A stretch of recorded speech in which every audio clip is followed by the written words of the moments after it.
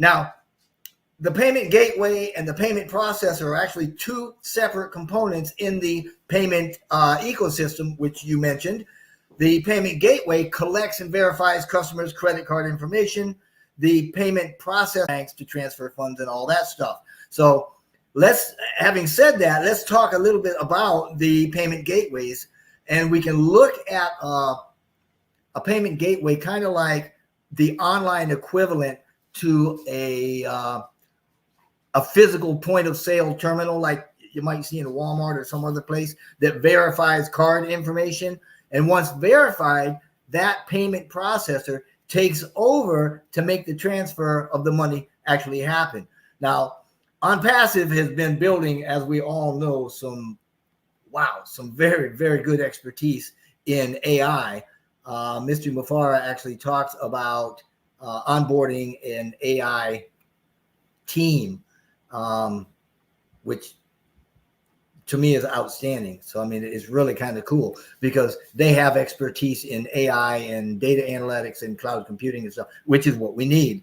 Now, even grander than that, to do what we want to do, or I hope that we do, we've got to create a payment gateway infrastructure. And to do this, along with the expertise that we're bringing on board or already have, especially with the innovation labs and everything they've got going on, we're going to need servers, which you talked about in our data centers.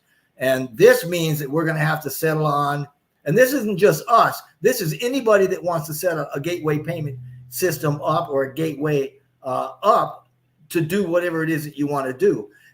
What I'm trying to do is give you an understanding of what's involved with it so that you'll be like, wow, they really have their work cut out for them. So we need, when creating a gateway, right, we've got to do the infrastructure. To do this, we're going to need servers. That means we're going to have to, as you had alluded to, talk about security and stuff, right? We're going to need what's called an appropriate technology stack. And a stack just is a group of technologies or collection of technologies that are used to develop a website or a program or an app or something like that. And within this, there's also what's called a payments stack. And that's a collection of software specifically for finances. It's to build financial software. Of course, all this means that we're going to need third-party auditing capability and maintenance for the data centers, or at least the ones that are associated with the gateway. And we also, as you had alluded to, we're going to need security, specifically making sure that our own encryption is compliant. And generally, when you talk about compliance, you're talking about, you had mentioned PCI. They've got the PCI data. Actually, it's a security standard that we have to get engaged with and learn or get accredited by. And apart from the auditing of these standards, you've also got to get some certifications. And Mr. Mufaris talked about us getting certifications, and we're on that trek, so to speak. One of them, a big one, is what's called 3DS certification. It's from EMV. It's Europe, MasterCard, Visa. This is an international certification that's required for anybody that's going to be processing bank cards that use a chip. And that's the standard these days. So everybody's got to do it. Now, once all these things are in tow, now we've got to integrate what we call the payment processing networks.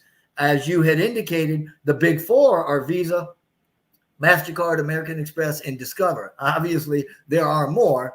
And everything that I've mentioned to date so far, like you had said, is all in-house. This is what OnPassive would have to do within the four corporate walls of OnPassive. Now, when you step outside to the real world, then we're also going to have to develop strategic partnerships with fintech, which is, it's just a term that combines two words, financials and technology.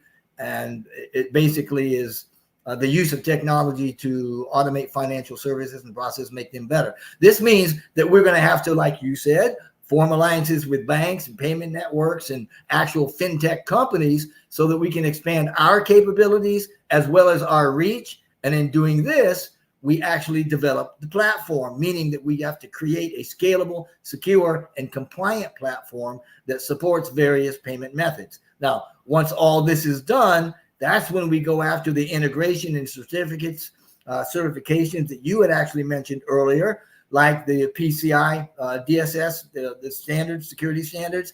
And that's not as easy as it might sound. PCI DSS stands for Payment Card Industry Data Security Standard. It's a set of security standards that helps protect cardholder data and covers 4 main areas: cardholder data protection, access control measures, security network systems, and encrypted data transmissions. So it is very, very comprehensive. And like a lot of things that Mr. Mufareh is doing and that we are doing in OnPassive, it is not a small feat. Now, once all these things are in place, we've got to connect all that to our global business net by entering specific geographies.